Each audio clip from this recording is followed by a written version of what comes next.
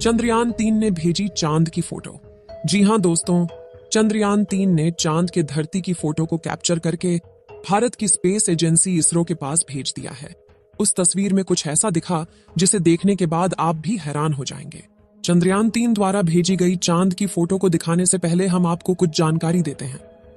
दोस्तों, अगर देखा जाए तो हमारे सबसे अगर नजदीक कोई ऑब्जेक्ट ब्रह्मांड में मौजूद है तो हमारे पृथ्वी का नेचुरल सैटेलाइट चंद्रमा है। इसलिए नजदीक होने की वजह से वैज्ञानिक जांच करके चांद के बारे में बहुत कुछ जानना चाहते हैं। भारत ने साल 2009 में चंद्रयान-1 के जरिए चांद की धरती पर जाने के बाद पानी खोज निकाला था। और आपको पता ही होगा कि किसी भी ऑब्जेक्ट पर अगर पानी खोज लिया जाता है तो वैज्ञानिकों की भी दिलचस्पी ऑब्जेक्ट को लेकर बढ़ जाती है। चंद्रयान-1 की सफलता के बाद वैज्ञानिकों ने चंद्रयान-2 को चांद पर ले जाने की प्लानिंग बनाई, लेकिन साल 2019 में इसका लैंडर चांद की जमीन पर सफलतापूर्वक नहीं उतर पाया। इस बार फिर भारत ने 14 जुलाई को चंद्रयान-3 मिशन चांद की सफल उड़ान के लिए रवाना किया है। चंद्रयान-3 को आंध्र प्रदेश के श्रीहरिकोटा से सतीश धवन स्पेस सेंटर से लॉन्च किया गया, जिसे पृथ्वी का अंडाकार चक्कर लगाते हुए चांद तक पहुंचना था। इसरो ने 5 अगस्त 2023 को चंद्रमा के ऑर्बिट में चंद्रयान-3 को पहुंचा दिया है। अब चंद्रयान-3 चांद के चारों तरफ 1900 किलोमीटर प्रति सेकंड की गति से यात्रा कर रहा है। चांद के चारों तरफ 170 किलोमीटर इंटू 4313 किलोमीटर के अंडाकार ऑर्बिट में यात्रा कर रहा है। इसी दौरान चंद्रयान-3 ने चंद्रमा के करीब पहुंचकर उसकी कुछ फोटो खींच ली है। चंद्रमा की कक्षा में प्रवेश करने के एक दिन बाद भारतीय स्पेस एजेंसी इसरो ने रविवार के दिन चांद को चंद्रयान-3 द्वारा देखा गया एक वीडियो जारी किया है, जिसे हम आपको इस वीडियो में दिखाने वाले हैं और साथ ही उन फोटो के बारे में आपको रोचक जानकारियां देने वाले हैं। 14 जुलाई को सफलतापूर्वक प्रक्षेपण के 3 हफ्तों बाद इसरो के वैज्ञानिक चंद्रयान-3 को पृथ्वी से दूर चंद्रमा की कक्षा की तरफ उठाने का कार्य कर रहे थे।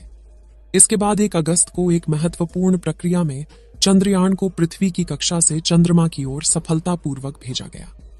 इस प्रक्रिया के बाद चंद्रयान-3 पृथ्वी से दूर उस पथ पर जाना शुरू कर दिया जो इसे चंद्रमा के नजदीक ले जाएगा। जल्द ही इसके ऑर्बिट को बदलकर 4 से 5,000 किलोमीटर की ऑर्बिट में डाला जाएगा। चलिए दोस्तों, बात करते हैं चंद्रयान-3 द्वारा भेजी गई चंद्रमा की तस्वीरों के बारे में। चंद्रयान ने जो तस्वीर भेजी है उन तस्वीरों में काफी ज्यादा मात्रा में बड़े बड़े गड्ढे दिखाई दे रहे हैं। यह गड्ढे चांद की सतह पर मौजूद है। चंद्रयान-3 इस बार इन्हीं भयानक गड्ढों के बारे में जानकारियां हासिल करने वाला है। चंद्रयान से ली हुई चांद की पहली तस्वीर देखिए। हर तस्वीर में बाएं तरफ गोल्डन रंग का कुछ दिखाई दे रहा है। यह गोल्डन रंग चंद्रयान का सोलर पैनल है और सामने चंद्रमा की सतह और उसके गड्ढे दिख रहे हैं। ये हर फोटो में बढ़ते जा रहे हैं। जैसे जैसे चंद्रयान चांद की धरती के नजदीक जा रहा है, वैसे वैसे ये गड्ढे भी बढ़ते जा रहे हैं। इसरो ने चंद्रयान-3 से ली गई चांद की तस्वीरों को रविवार के दिन उसके ऑर्बिट बदलने से 1 या 2 घंटे पहले ही जारी किया था। जानकारी के मुताबिक चंद्रयान-3 ने चांद का चक्कर लगाते हुए कामयाबी से अपना ऑर्बिट भी बदल लिया है। 14 अगस्त की दोपहर में इसे घटाकर 1000 किलोमीटर किया जाएगा। 5वें ऑर्बिट मैन्यूवर में इसे 100 किलोमीटर की कक्षा में डाला जाएगा। 17 अगस्त को प्रोपल्शन मॉड्यूल और लैंडर मॉड्यूल अलग होंगे। 18 और 20 अगस्त को डीऑर्बिटिंग होगी, यानी चांद के ऑर्बिट की दूरी को कम किया जाएगा। लैंडर मॉड्यूल 100 × 35 किलोमीटर के ऑर्बिट में चला जाएगा। इसके बाद 23 अगस्त को शाम 5:47 पर चंद्रयान की लैंडिंग कराई जाएगी। आपको बता दें कि चांद के ऑर्बिट को पकड़ने के लिए चंद्रयान-3 की गति को करीब 3600 किलोमीटर प्रति घंटा के आसपास किया गया था, क्योंकि चंद्रमा की ग्रेविटी धरती की तुलना में 6 गुना कम है। अगर ज्यादा गति रहती तो चंद्रयान इसे पार कर जाता। इसरो के वैज्ञानिकों ने चंद्रयान की गति को कम करके 2 या 1 किलोमीटर प्रति सेकंड किया। इस गति की वजह से वह चंद्रमा के ऑर्बिट को पकड़ पाया। अब धीरे धीरे चांद के चारों तरफ उसके ऑर्बिट की दूरी को कम करके दक्षिणी ध्रुव के पास लैंड कराया जाएगा। चंद्रयान-3 मिशन में दिलचस्पी इसलिए भी बढ़ जाती है क्योंकि आज से पहले वहां पर केवल ऑर्बिटर पर ही जानकारी ली गई है। अभी तक किसी भी रोवर ने वहां से जानकारी नहीं भेजी है, इसलिए अब भारत ने अपना मिशन वहां पर भेजा है और जब वहां पर उतरेगा तो वहां पर मौजूद नई नई चीजों के बारे में पता चलेगा। हो सकता है कि चांद के इस भाग में आम इंसान के फ्यूचर में काम आने वाली कोई बड़ी एनर्जी सोर्स के बारे में पता लग सके।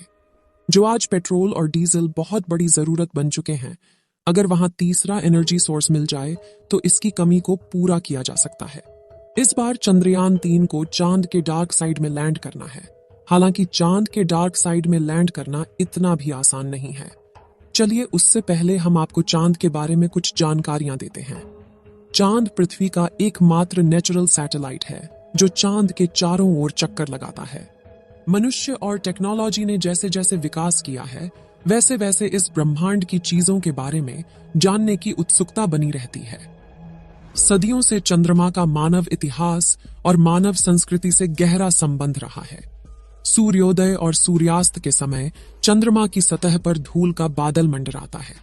इसका असली कारण अभी तक वैज्ञानिकों को भी पता नहीं चला है। दोस्तों, अब बात करते हैं कि चांद की धरती पर चंद्रयान-3 का सॉफ्ट लैंडिंग इतनी आसान क्यों नहीं है। चंद्रयान-3 को चांद पर डार्क साइड में लैंड करना है, तो चलिए जानते हैं डार्क साइड क्या है और इसका अर्थ क्या है। जो हमेशा पृथ्वी से छिपा रहता है वही है डार्क साइड। इसका मतलब यह नहीं है कि यहां पर सूर्य की रोशनी नहीं पहुंचती है। यहां तक सूर्य से आने वाला रेडिएशन भी नहीं है, इसीलिए यहां जीवन के निशान मिलने की उम्मीद है। और इस जगह को ज्यादा एक्सप्लोर भी नहीं किया गया, इसीलिए भारत बार बार इसी जगह उतरने की कोशिश करता है। चंद्रयान-2 में इसी जगह उतरते समय किसी सॉफ्टवेयर ग्लिच की वजह से लैंडर ने चांद की सतह पर क्रैश लैंडिंग की थी और अब भारत दोबारा उसी जगह पर लैंड करने का प्रयास कर रहा है। चांद का डार्क साइड काफी ज्यादा ऊबड़ खाबड़ है। यहाँ का तापमान भी काफी ज्यादा कम रहता है, इसलिए यहाँ पर बर्फ पाए जाने के लिए संभावना भी बनी रहती है। इस वजह से किसी भी स्पेसक्राफ्ट की लैंडिंग इतनी आसान नहीं होती। चलिए आपको बताते हैं कि चंद्रयान-3 आखिर चांद पर क्या करेगा। साथियों, साल 1959 में रशिया के स्पेसक्राफ्ट ने पहली बार चांद पर लैंडिंग की थी, जिसके बाद अमेरिका ने भी कई मून मिशन किए और 20 जुलाई 1969 को नासा के अपोलो मिशन के दौरान एस्ट्रोनॉट नील आर्मस्ट्रॉन्ग और बज एल्ड्रिन ने चांद पर पहली बार कदम रखा था। जिसके बाद नासा ने कई मून मिशन किए थे और अपने कुल 12 एस्ट्रोनॉट्स को चांद पर भेजा। एस्ट्रोनॉट्स ऐसे व्यक्तियों को कहते हैं जो पृथ्वी के वायुमंडल से ऊपर जाकर अंतरिक्ष में यात्रा करते हैं और यात्रा के दौरान खोज करते हैं। लेकिन दिसंबर 1972 में अपोलो 17 मिशन के बाद नासा ने अचानक से इंसानों को चांद पर भेजना बंद कर दिया, जिसके लिए उन्होंने कारण दिया कि चांद पर फिलहाल ऐसा कुछ नहीं है जिसकी रिसर्च की जा सके। लेकिन कुछ लोगों का यह भी कहना था कि नासा ने असली कारण को छुपाया है।